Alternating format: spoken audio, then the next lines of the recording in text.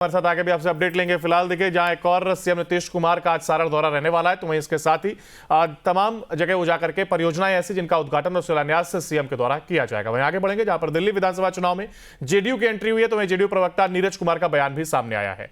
NDA गठबंधन के साथ जेडीयू है और दिल्ली विधानसभा चुनाव लड़ेगी, ये बात उनकी ओर से कही गई। तो वहीं दिल्ली में लोगों ने नीतीश कुमार को पसंद किया है, इसका भी जिक्र इस दौरान किया गया है। तो दिल्ली विधानसभा चुनाव में जहां जेडीयू की एंट्री हुई है, तो वहीं इसके साथ ही साथ जेडीयू प्रवक्ता नीरज कुमार ने अपनी बात को रखा है। तो जेडीयू की एंट्री हुई है दिल्ली विधानसभा चुनाव में, ये बड़ी जानकारी, जहां पर जेडीयू प्रवक्ता नीरज कुमार का बयान भी अब इसको लेकर के सामने आया है और उन्होंने कहा कि एनडीए गठबंधन के साथ जेडीयू दिल्ली विधानसभा चुनाव लड़ेगी।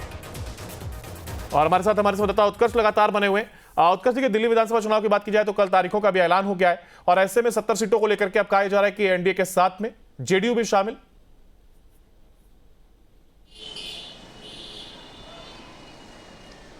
अब बिल्कुल देखिए, जेडीयू इस बार बिहार के साथ दिल्ली के विधानसभा चुनाव में उतरने वाली है। देखिए, इसके पहले जब विधानसभा चुनाव हुए थे 2020 में, तब भी जेडीयू जो है वो एनडीए गठबंधन के साथ दिल्ली में 2 सीटों पर चुनाव लड़ी थी। हालांकि दोनों सीटें उन्हें गंवानी पड़ी थी, लेकिन उससे पहले यानी कि 2015 में जब विधानसभा चुनाव हुए थे, उस वक्त 4 सीटों पर जेडीयू चुनाव लड़ी थी और 2 सीटें जो है वो जेडीयू ने हासिल भी किए थे। तो इस बार फिर से नीतीश कुमार बीजेपी के साथ मिलकर, एनडीए गठबंधन के साथ मिलकर दिल्ली विधानसभा चुनाव लड़ने वाले हैं। लेकिन सीटों का ऐलान अब तक नहीं हुआ है कि कितनी सीटें जो हैं वो जेडीयू को दी जा सकती है, क्योंकि पूर्वांचल का एक अलग महत्व जो है वो दिल्ली में नजर आता है और पूर्वांचल से कई वोटर्स जो हैं वो दिल्ली में, और खासकर बिहार के काफ़ी ज़्यादा लोग जो हैं वो दिल्ली में रहते हैं। तो ऐसे में जेडीयू का ये साफ कहना है कि नीतीश कुमार के चेहरे को आज भी दिल्ली के लोग पसंद करते हैं। अब ऐसे में जेडीयू अगर विधानसभा चुनाव लड़ती है तो कितनी सीटें जो है वो बीजेपी उन्हें देती है और किस तरीके का समीकरण होता है, ये देखना अभी काफी अहम है। यानी साफ तौर पर सीधा मैसेज ये कि एनडीए में जेडीयू की एंट्री होना, बिहार सीएम के चेहरे को भुनाने की कोशिश यहां पर की जाएगी। और इसके साथ ही साथ जिस तरीके से बयान सामने आया और उन्होंने कहा कि दिल्ली में लोगों ने नीतीश कुमार को पसंद किया है, तो ऐसे में 2015 में जिस तरीके का रिजल्ट सामने आया था उसको लेकर के बात कही गई।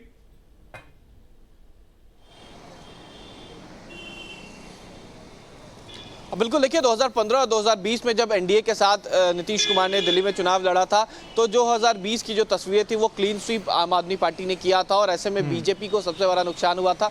वहीं जेडीयू ने भी दोनों सीट गंवाई थी।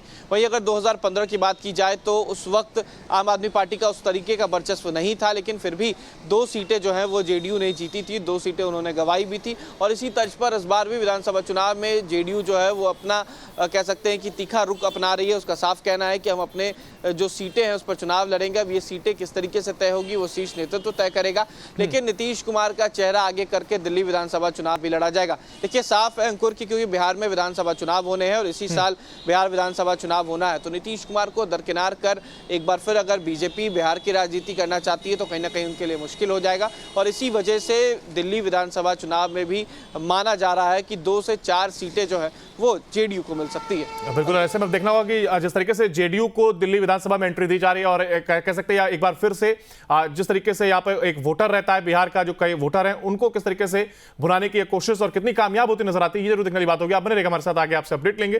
फिलहाल देखिए, एनडीए गठबंधन